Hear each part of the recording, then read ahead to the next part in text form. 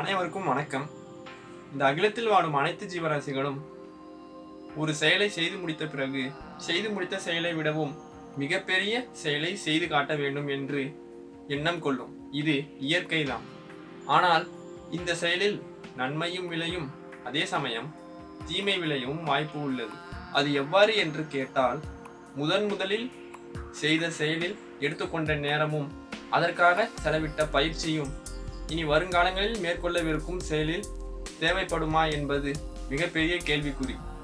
ஆகையால் மேற்கொள்ளவிருக்கும் மற்றொரு செயலுக்கான பயிற்சியும் அதற்கு தேவையான முயற்சியுமே முக்கியத்துவம் வாய்ந்த ஒன்றாக இயற்கையின் கண்ணோட்டத்தில் காணப்படும். முன் நிகழ்த்தி காட்டிய செயலும் அந்த செயலுக்கு பிறகு நிகழ்த்த விரும்பும் செயலும் வெவ்வேறாக இருக்கலாம். இவ்வாறு இருக்கையில் நிறைய மாற்றங்களானதும் புதுமைகளானதும் தேவைப்படும். ஆக எல்லா செயல்களும் ஒன்றல்ல. எந்த செயலாக இருந்தாலும் செயல்களுக்கு ஏற்ற முயற்சியும் அந்த முயற்சியை வைத்து கொண்டு மேற்கொள்ளப்படும் பயிற்சியும் தான் முக்கியம். இந்த கருத்தாகப்பட்டது உயிருள்ள அனைத்து ஜீவராசிகளுக்கும் பொருந்தும். இது இயற்கைதான். நல் எண்ணத்தோடு செய்து முடித்த முதல் செயலை போன்றே மேற்கொள்ளவிருக்கும் அடுத்த செயலிலும் நல் எண்ணத்தை செலுத்தியும் தன் திறனுக்கு ஏற்ற காரியத்தையும் நிகழ்த்தினால் நன்மையே விளையும்.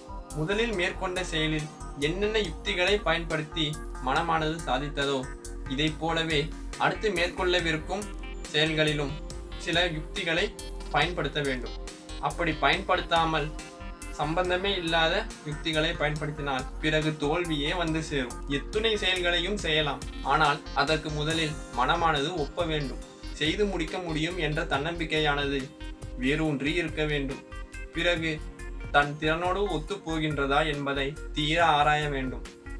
செய்து முடிக்க முடியுமா என்று தீர சிந்திக்கவும் வேண்டும். மேலும் இந்த செயலால் யாரெல்லாம் பயனடைய போகின்றார்கள் என்பதை தீர அலசி ஆராய வேண்டும். இதையெல்லாம் எந்த உயிரினமானது கடைபிடிக்கின்றதோ அந்த உயிரினமே வெற்றியை அடையும். இதையெல்லாம் முடிவெடுப்பதற்கு அடிப்படையாக இருக்கும் மனதை ஒரு நிலையுடனும் சமநிலையுடனும் வைத்துக் கொள்வது முக்கிய பண்பாகும்.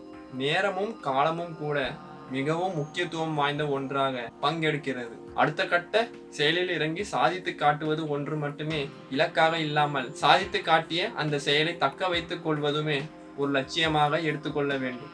முடிந்தவரை ஒவ்வொரு உயிரினங்களும் தன்னால் இயன்ற தனது திறனுக்கு ஒன்றின காரியத்தில் ஈடுபட்டு சாதித்து காட்டுவதே உத்தம செயலாகும். அபரிவிதமான ஆற்றல் என்று கருதி தன் திறனையும் மீறின ஆற்றலை வெளிப்படுத்தி செயல்களை மேற்கொண்டால் பிறகு தோல்வியே வந்து சேரும். இதை மனதில் நிலைத்து நிற்க செய்யுமாறு பதித்து கொள்ள வேண்டும்.